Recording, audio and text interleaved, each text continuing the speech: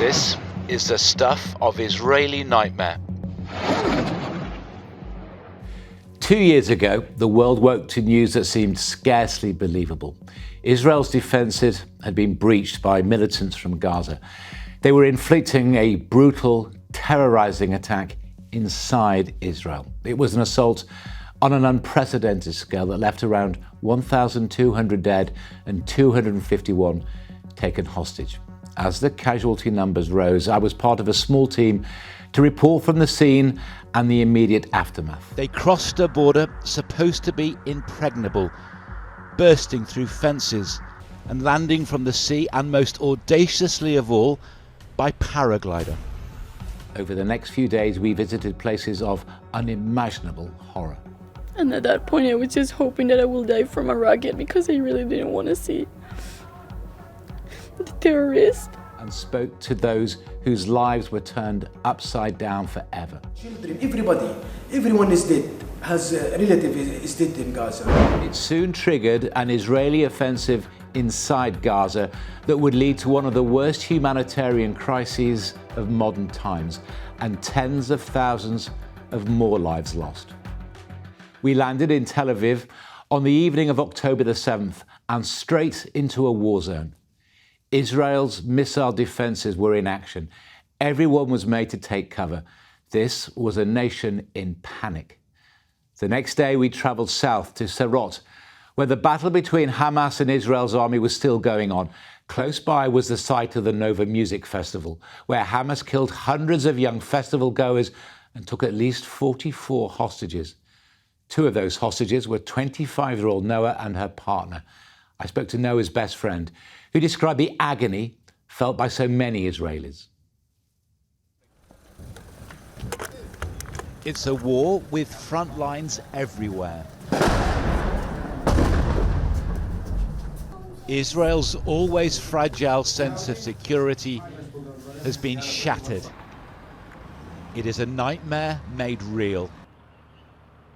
This nation is haunted not just by its many dead, but by the fate of its hostages, like this 25-year-old woman named Noah, pleading as she is carried away along with her boyfriend for their lives. Can't get it out of my head. She's screaming, "Don't kill me." Terrible, terrible. Last time I see her, she was happy, and now that video, it's crazy. Her best friend told us Noah had hidden for hours from Hamas gunmen who attacked a party attended by hundreds of young people. Many were murdered. She was captured. He's in the hands of Hamas. Yes, most likely. What do you fear? I think you know what I'm fearing. That she's been hurt. I don't even want to imagine what they're doing to her.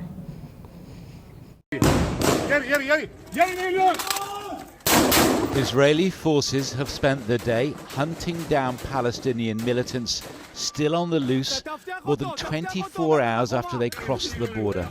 It claims to have killed hundreds of them. Some still lie where they died. As we arrived in Sderot, close to the Gaza border, the town came under missile fire again. Even amid the aftermath of yesterday's fighting, when Hamas attacked the center of Israeli authority. You can see just how fierce the battle was here. This is a police station, and it was seized by Hamas fighters. Israeli forces didn't so much recapture it as destroy it utterly. From Israel. This off-duty police officer took his pistol to join the fight back. And we need to kill all the guys of Hamas, the terrorism of Hamas, because this city and all Israel now in attack, in war.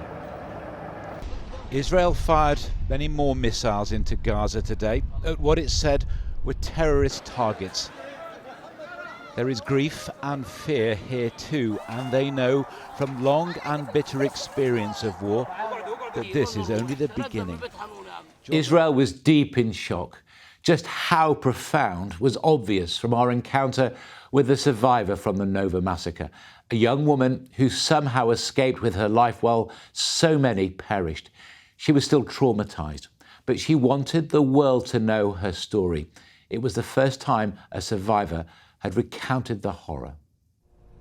On the blackest day in Israel's history, its darkest scene laid bare, the aftermath of a massacre. Hundreds of young people were murdered here.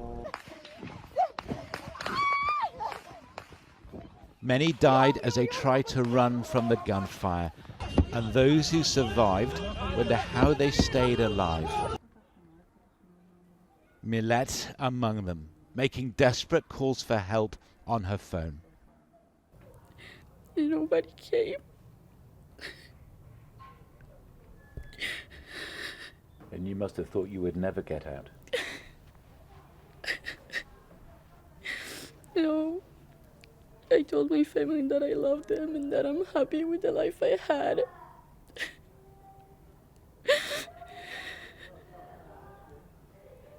You said goodbye to them. Yeah. And at that point I was just hoping that I will die from a rocket because I really didn't want to see the terrorists.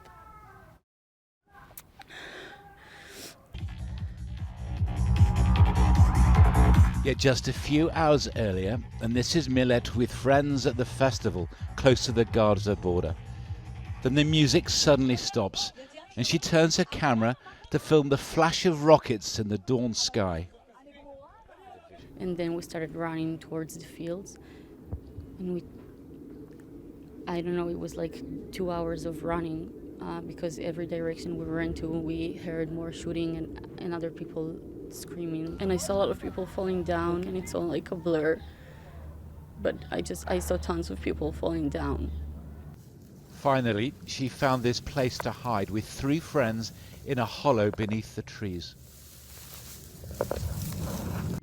We heard the shooting above us. We can hear like the whistle of and screaming in Arabic and just shooting and steps. And we tried to just like stay quiet, not breathe, holding hands. For all those taking shelter, silence was the key to survival.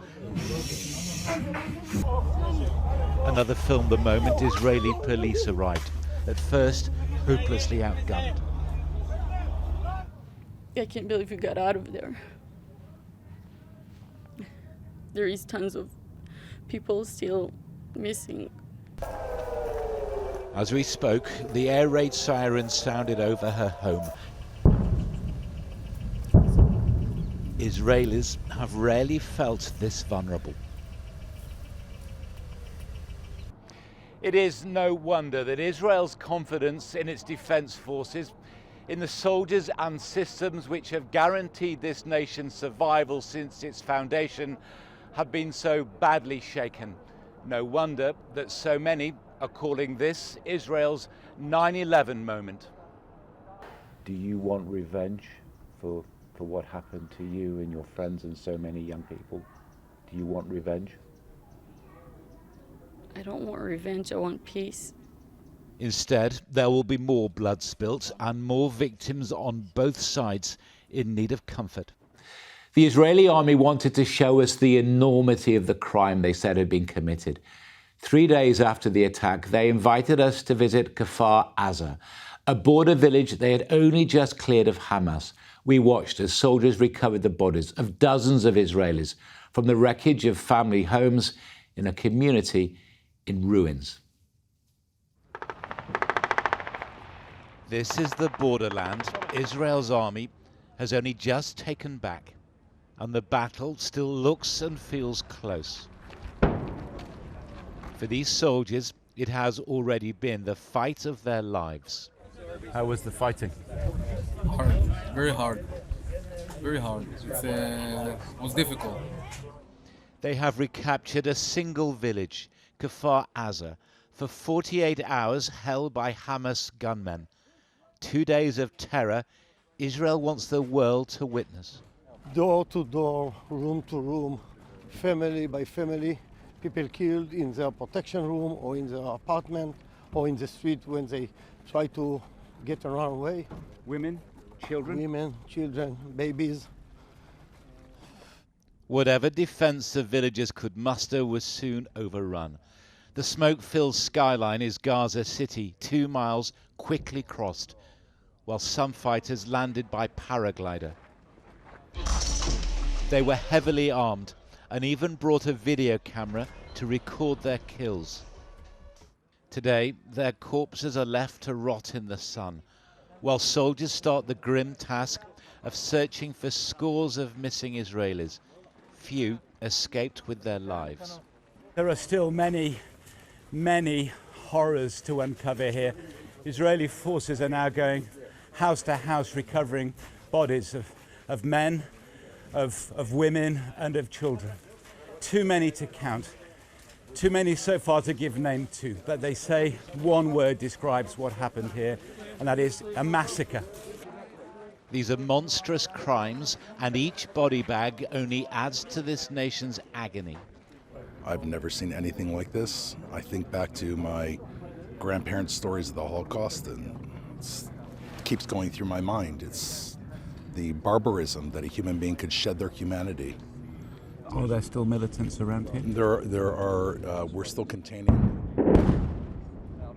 That's the answer to that question. That was a very close mortar shell.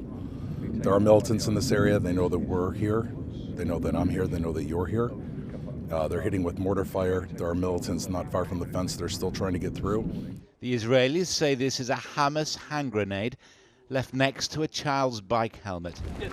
Just one of many reminders the war is close and may soon take these same soldiers into Gaza itself, where civilian lives, this time Palestinian, are sure to be sacrificed. You have no fear to go into Gaza to fight? No, not at all. We wait for that, and we need that the world will give us enough time to win this war, because we must finish with terrorists in Gaza. And finish Hamas forever? Yeah. Yet it took Israel 2 days to liberate one village on their own land. Fighting Hamas on the streets of Gaza will take more than courage and a thirst for revenge. And of course, before that first week had ended, Israel's retaliation was underway. Within days, the death toll in Gaza was reported to be more than 1,000, and that was just the first grim milestone of so many to come. 5 days into this war, and we know already that humanity is the loser. When a missile strike turns day into night, in Gaza, there is no longer the power to switch on the lights. Electricity is just one essential, absent or in perilously short supply. Israel turned off the water, which makes life at this UN school a crowded sanctuary for hundreds of families driven from their homes even harder. I don't want to go back, says Nizmat. They struck all the homes of the people and they destroyed them all. Someone shows us a razor-edged slice of shrapnel from a missile. Children account for a third of the casualties of this war. We ran away after a huge airstrike. There were so many rockets and explosions that would have killed us, says Hatem. They blew up the whole neighborhood. In Gaza, moments of quiet are few and fleeting, and always full of anxiety. This is just as one-sided a fight as the massacre of Israeli citizens at the weekend. I'm more afraid. You know, when you see your loved ones, you just have mixed emotions. Like, you don't know when will be the next time that you'll see them. Plestia is a journalist, and today she reported on the destruction of her own street. The situation is just crazy. Every minute that passes, the situation just gets worse and worse. There is no word to describe what's happening. There is no connection to call people. There is no internet to even post about what's happening. The situation is just terrible, to be honest. And I can barely breathe anymore. She was born and raised in Gaza, and war is all she's known. And now another chapter of the conflict between Arab and Israeli written in blood. We were going to shelter we have. Few here have any safe place to shelter, but Faisal says he will argue his case for a Palestinian homeland and a Palestinian state, I haven't seen it for the last two years. even as Israeli bombs fall. You think we are young enough to bear this? Not the children, everybody.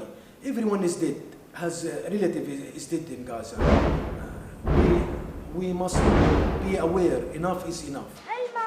Generations of leaders on both sides have failed to find peace, a failure for which children pay the highest price. 2 years ago, few imagined the war would last this long. Few imagined it would change the entire region, that the repercussions would be felt so far from the Middle East. Whoever ultimately claims a victory, humanity has been the loser.